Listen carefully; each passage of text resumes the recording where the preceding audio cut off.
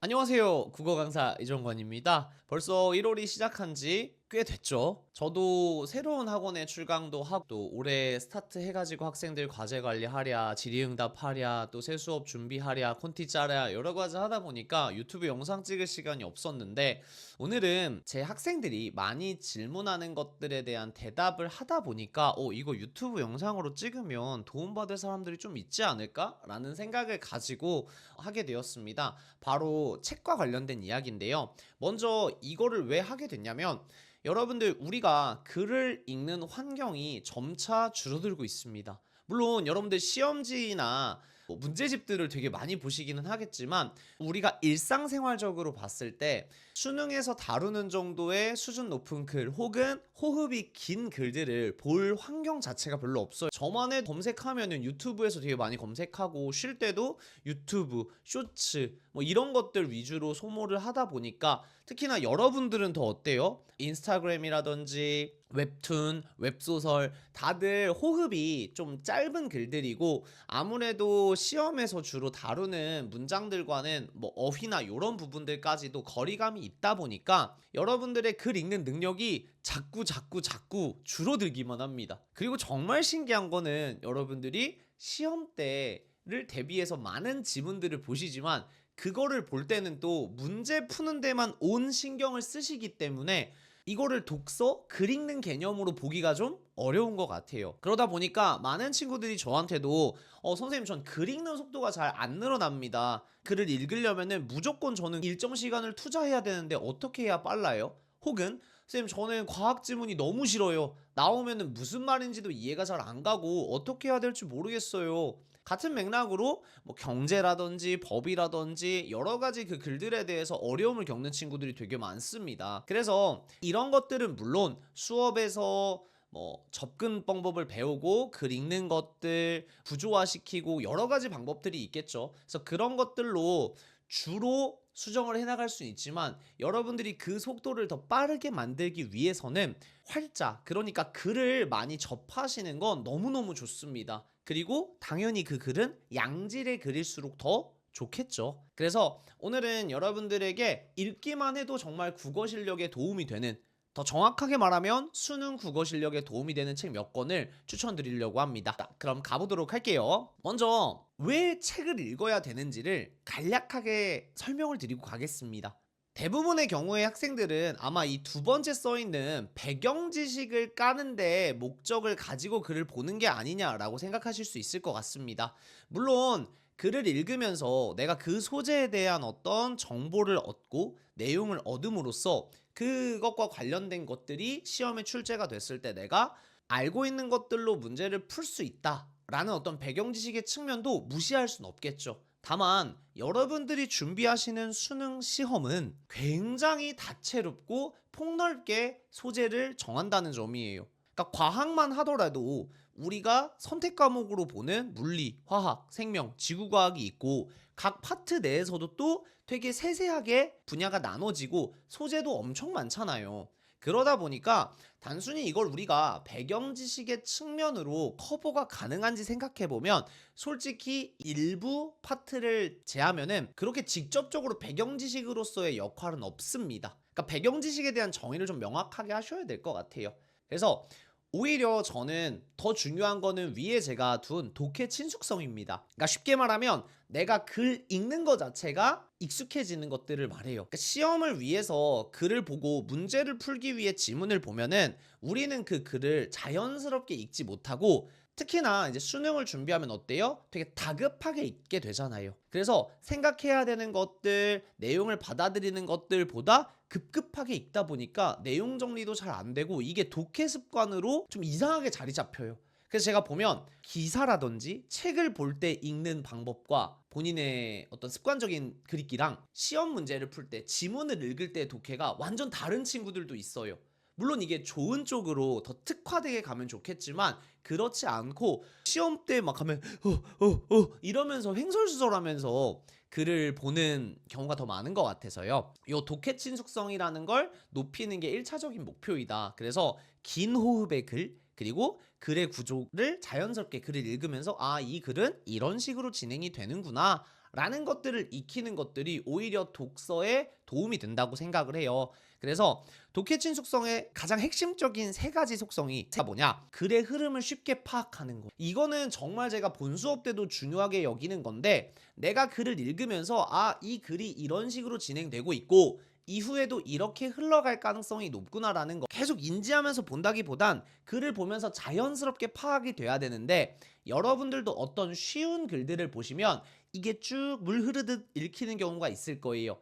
그래서 우리 독해 수준에 적합한 글을 읽을 때는 그런 것들을 경험하시지만, 여러분들이 수능 비문학 같은 걸 보시면 여러분들이 가지고 있는 독해 수준에 비해 글이 어렵다 보니까 흐름이 잘 파악이 안 돼요. 그래서 유사한 수준의 글들을 내가 읽는 것들을 자연스럽게 읽히면 요 흐름이 더 잘 파악되게 되고, 그러면 요게 잘 되면 읽는 속도도 당연히 더 빨라집니다. 또한 해당 분야에 대한 어떤 특정한 키워드라든지 개념이 등장했을 때, 혹은 내가 잘 알지 못하는 단어들을 마주했을 때 시험이면은 우리가 당황하게 되고 일단 넘어가게 되지만, 우리가 책을 보면서 독서를 하면서 그런 것들을 보면 자연스럽게 맥락으로 이해하게 되기도 하고요. 또한 우리가 글을 보다가 모르는 단어가 나왔을 때 가장 자연스럽게 그 단어를 처리할 수 있는 방법은 문맥으로 추론하는 겁니다. 근데 이거를 여러분들이 시험의 측면에서 보면 이거 뭐지? 이거 그건가? 이렇게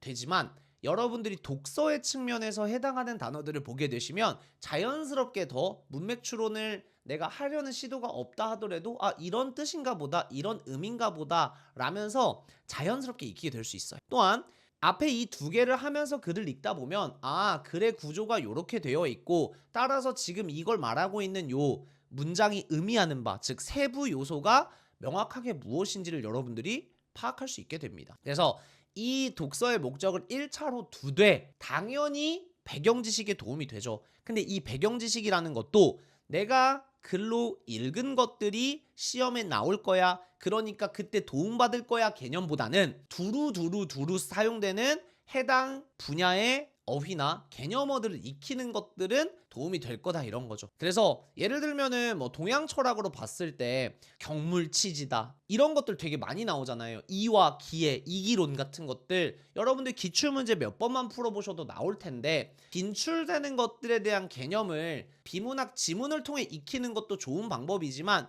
사실은 우리가 아무것도 모르는 상황에서 글을 읽어내면서 내가 그 문장들이 의미하는 걸 파악하는 게 수능 독서 시험에서의 어떤 목적이라는 걸 생각해보면, 배경 지식을 쌓기 위한 막 자세한 것들을 볼 필요는 없지만, 우리가 독서를 할 때는 굳이 내 머릿속으로 들어오는 내용들을 막 거부할 필요는 없잖아요. 그렇다라고 하면은 수능에도 출제될 법한 혹은 많이 되는 개념들은 자세히 편안하게 설명해주는 글을 읽으면 그거에 대해서 조금 더 비문학 지문에 나왔을 때보다는 우리가 더 잘 이해하게 되겠죠. 그러면 이걸 잘 이해하게 된다면 비슷한 맥락의 어떤 다른 개념이 등장하거나 혹은 그 키워드가 등장했을 때 우리가 훨씬 더 편하게 볼 수 있는 어떤 독해의 자신감도 증가를 할 거고요. 용어에 대한 이해도 당연히 같이 따라가겠죠. 사실 세 번째 핵심 정보 선별 능력이라는 건 배경 지식을 쌓았기 때문에 됐다기보다는 이 글들을 계속 보다 보니까 이 사람은 혹은 이 원리에서는 이런 것들을 중요하게 여기는구나가 우리가 글을 보면서 파악하게 돼요. 그래서 여러분들이 책을 계속 읽으시다 보면은 자연스럽게 내가 머릿속에서 중요한 정보를 더 잘 기억해야겠다라고 뇌가 처리하게 만드는 과정이 있다고, 더 중요하게 여기는 것들을 여러분들이 잘 정리해서 문제를 풀 때까지 가져갈 수 있게 되는 거죠. 아시겠죠? 그래서 여러분들이 이러한 목적을 가지고 글을 본다고 생각하면 될 것 같습니다. 그래서 제가 오늘 몇 개 책을 추천을 드릴 건데, 이 책들을 선정하는 기준점은 이겁니다. 여러분들이 재밌게 볼 수 있는가, 그리고 쉽게 읽을 수 있는가, 그리고 수능에 정말 직간접적으로 도움이 될 수 있는가 거든요. 그럼 빠르게 가보도록 할게요. 첫 번째, 과학 분야인데 나의 두 번째 교과서 궤도에 다시 만난 과학이라는 겁니다. 여러분들 이 궤도님을 아시는 분들도 계실 거예요. 유튜브 채널을 운영하시는 분이고 구독자가 122만 명이네요, 이 책에는. 그러니까 되게 거대 유튜버죠. 그리고 막 과학을 진짜 좋아하시는 분이신데, 이분이 이제 교과서에서 다룰 법한, 그러니까 기초과학과 관련된 부분들을 되게 쉽고 세세하게 풀어놨어요. 그래서 여러분들이 뭐 분자라든지 그러니까 이런 되게 기초적인 과학 용어들조차 뭔가 내용이 잘 잡히지 않은 특히 문과 학생들한테는 정말 추천드리는 책입니다. 그리고 저는 유튜버들, 그러니까 전문성을 갖춘 유튜버 분들께서 만든 책을 정말 학생들한테 추천을 하고 싶은 게, 유튜브라는 게 요즘 같은 경우에 재미없으면 안 보잖아요. 되게 빠르게 소모되는 컨텐츠고, 이 유튜브를 보는 사람들도 대다수는 전공자가 아니라 일반인이잖아요. 그러니까 이 분야에 막 관심이 있어서 보는 사람도 있겠지만, 뭐 100만 구독자 이상이 되려면 관심이 없던 사람도 이 사람 걸 보면서 재밌게, 즐겁게, 유익하게 느껴야 되는 거잖아요. 그러다 보니까 내용을 전개하는 방식이라든지 지식을 전달하는 과정이나 이런 것들이 흥미가 없는 사람도 흥미가 생길 수 있게끔, 거기에 대한 배경 지식이 없는 사람도 쉽게 이해할 수 있게끔 요렇게 채널을 운영하게 되잖아요. 그러다 보니까 이분들이 책을 쓰시면 같은 맥락으로 와요. 그래서 여러분들처럼 해당 파트를 별로 좋아하지 않으시거나 내가 해당 부분에 배경 지식이 별로 없으신 분들이 읽기에 정말 적합하게끔 책이 쓰여져서 나옵니다. 그래서 저는 정말 추천드리는 책이에요. 아시겠죠? 자, 두 번째는요, 경제인데, 경제는 지금 작년 24년에 치러진 25학년도 수능까지 보면은 평가원에서 거의 8번, 9번 시험이 진행되는 동안 경제지문이 안 나왔어요. 지금 6월 모의고사, 9월 모의고사, 수능까지 합하면. 근데 평가원은 계속해서 비문학 주제를 돌려가면서 출제를 하잖아요. 그래서 이 정도면 진짜 경제지문 많이 안 나왔는데 그럼 올해는 나올 가능성이 높지 않을까라는 생각이 들고요. 그 다음에 경제지문이 출제가 되면은 매번 학생들이 어려워합니다. 이거는 문과든 이과든 상관없이 공평하게 어려운 파트이기 때문에 어차피 책을 보실 거 요것들도 좀 관련한 책들을 보면 되게 도움이 많이 되겠다라고 생각해서 뽑았고요. 이 책은 저도 정말 재밌게 봤고 되게 도움이 많이 됐어요. 물론 저의 주식은 마이너스가 많지만 이걸 본다고 해서 좋아지진 않더라고요. 하지만 되게 쉽게 이해할 수 있게끔 써있고, 실제로 수능에서 가장 많이 다루는 뭐 채권이라든지 금리라든지 물가, 환율 이런 것들을 실제 경제 기사에서 나오는 것들을 토대로 되게 디테일하게 여러분들도 충분히 이해할 수 있게끔 자세히 써놨습니다.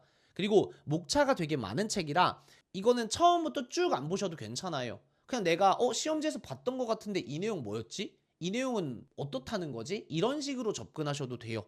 뭐 환율과 물가의 관계라든지 이런 것들 지문으로 되게 자주 나오잖아요. 그래서 그런 것들 우선으로 이렇게 선별해서 보기에도 적합한 책이라고 생각하기 때문에 여러분들 이 책을 추천드립니다. 그리고 한자에 약한 요즘 어른들을 위한 최소한의 한자 어휘라고 되어 있는데, 요거는 여러분들은 이제 어른이 아직 아니기는 하시지만 사실은 요즘 어른보다 여러분들이 어휘가 더 부족하시죠. 그리고 한자 어휘와 한자 어와 한문은 좀 다릅니다. 불화자를 내가 한문으로 쓸 수 있냐 없냐, 혹은 그 한문을 보고 이게 불화자라는 걸 아는 건 한문이에요. 그런데 여러분들한테 소화기의 화자가 불과 관련된 단어야, 혹은 불과 관련된 단어를 쓸 때는 우리가 화라는 단어를 주로 써, 이렇게 요 정도를 아시는 게 한자어입니다. 그래서 저는 한문 교육은 필요 없다고 생각합니다. 여러분들은 특히요, 뭐 교양으로서 혹은 내가 그냥 한문을 좋아해서 공부를 할 수 있겠지만 국어적인 능력을 높이기 위해서는 직접적으로는 한문 교육보다는 한자어를 여러분들이 아셔야 된다고 생각하는데, 요즘에 뭐 문해력이 약하다, 뭐 명의를 모르더라, 서명해달라는 말도 모르더라, 뭐 이런 식으로 이제 일상생활에서 어른들이 주로 쓰시는 건데 그런 단어들을 잘 모르는 사람들이 많다는 뭐 기사라든지 뭐 하나의 밈처럼 돌아다니기도 하잖아요. 그래서 그런 것들을 잘 모아서 책으로 만든 건데, 저도 보고 되게 실용적이고 여러분들 특히나 현대소설이나 비문학 지문에서 볼 법한 표현들이 되게 많이 나와요. 그리고 책도 되게 얇습니다. 어떤 사례들로 짤막하게 해당하는 글들을 먼저 설명을 하고 구체적으로 그것들에 대한 내용을 설명하는 책이기 때문에 글의 문장도 되게 좋고 여러분들이 읽으셨을 때 글을 읽기에 매우 매우 적합하다고 생각합니다. 그래서 여러분들 이 부분을 읽어주시면은 충분히 여러분들 단순히 글을 읽는 차원에서 넘어가서 헷갈릴 수 있는 어휘나 이런 것들에 대한 것도 충분히 좋아질 수 있다고 생각합니다. 그리고 철학 분야입니다. 작년 평가원 시험들도 그랬고요. 계속해서 철학 파트에서 변별력을 가져가려고 하는 것 같아요. 뭐 올해도 그렇다라고 말할 수는 없겠지만 철학은 등장하면은 이것도 역시나 문이과 학생들 다 어려워하죠. 뭐 윤리와 사상을 하는 친구들한테는 어떤지 모르겠지만 다른 친구들에게는 되게 어렵게 나타나고 또 논리랑 비슷하게 같이 나올 때 더 난이도가 높아지는 것 같아요. 뭐 예를 들면은 최근 기출문제 중에 이제 A어 나왔었던 것들 있죠. 그런 것들 때문에 철학에 대한 것을 여러분들이 미리 책으로 보면은 확실히 도움이 됩니다. 특히나 철학 서적들은 문장을 전개해 나가는 방식 같은 것들이 여러분들이 실제로 시험에서 비문학 지문에서 마주할 것 같은 문장 구조를 가져요. 그러다 보니까 이런 것들을 여러분들이 읽는 연습을 하시면 굉장히 도움이 많이 됩니다. 그래서 요 5분 뚝딱 철학 생각의 역사 1은요 고대부터 근대까지 쭉 와가지고 되게 다양한 철학자들 여러분들 시험지에서 많이 보는 플라톤, 아리스토텔레스, 칸트, 헤겔 그죠? 벌써 여러분들 머릿속에 기출 지문들이 몇 개 떠오르실 법한 사람들에 대한 것과 그들이 가지고 있는 어떤 철학적인 사상 이런 것들에 대해서 되게 쉽게 써 있어요. 그리고 오히려 과학보다요 철학이 나오는 철학자가 되게 한정적이고요. 나오는 소재도 되게 한정적이에요. 그래서 여러분들이 요거를 조금 배경 지식 삼아서 어휘나 이런 것들을 익히시면은 그 비문학에서 마주했을 때 오히려 과학보다 도움이 많이 되는 편입니다. 내가 좀 알고 있다는 게 물론 내가 알고 있는 것들 문제를 풀면 안 되겠지만 내가 알고 있는 게 나왔을 때 주어진 글을 훨씬 더 쉽게 이해할 수 있다는 장점이 가장 도드러지는 파트가 철학이랑 사실 경제라고 생각해요. 그래서 요것들은 여러분들이 꼭 읽어주셨으면 좋겠고 그리고 마지막으로 소설은요 이게 청소년 소설이라는 아예 뭐 장르라고 하면은 그런 장르가 있는데 청소년 소설들은 애초에 쓰기를 이제 학생들이 보게끔 써있기 때문에 여러분들의 눈높이에 맞춰져 있고 소재나 내용 같은 것들도 여러분들이 흥미로워할 만하게 되어 있어요. 그리고 주는 메시지나 이런 것들도 명확하고요. 근데 아몬드라는 책은 제가 이걸 추천을 하려고 했을 때 이미 읽은 학생들도 꽤 많았고 막 2번, 3번 읽었다는 학생들도 많았어요. 특히나 남학생들이 이런 책들 보면 약간 오글거려 하는 경우도 있기는 한데 보시면은 아마 관련한 책들을 또 보게 될 수도 있어요. 그래서 오히려 이런 소설책은 선생님 전 진짜 글 잘 안 읽혀요. 저는 특히나 문학에서 소설 읽을 때 너무 어려워요. 혹은 선생님 전 책 진짜 싫어해요. 글 읽기 속도가 너무 느려요.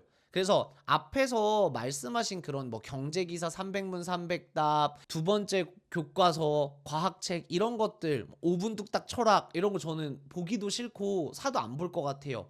그러니까 그런 분들한테 책 읽는 연습 혹은 책이라는 게 꽤나 괜찮다 나쁘지 않다라는 걸 느끼게 해줄 수 있는 책이라고 생각을 합니다. 그래서 요것들은 사실 내가 글을 정말 별로 안 좋아해 나 글 되게 오래 걸려 나는 소설 같은 거 재밌게 읽어본 적도 없고 책 재밌는지 모르겠어 라는 분들한테는 적극 권장하는 책입니다. 아시겠죠? 그래서 이런 책들을 봐주시면은 여러분들이 시험에 도움이 됩니다. 직간접적으로. 그리고 가장 중요한 건 여러분들 이런 책들이요 국어 공부 시간을 대체하라는 게 아닙니다. 대체가 될 수가 없어요. 수능 시험은 목적이 분명합니다. 따라서 여러분들도 그것들을 준비하는 것이 명확해야 돼요. 다만 여러분들이 쉬는 시간에 그러니까 유튜브 쇼츠를 보고 유튜브를 보거나 넷플릭스 뭐 엄청나게 많은 SNS라든지 이런 것들을 하는 그 시간을 대체하는 개념으로 책을 읽으시라는 겁니다. 저는 맨날 제 학생들한테 똥 쌀 때 읽어라 자기 전에 읽어라 이런 말을 참 많이 하는데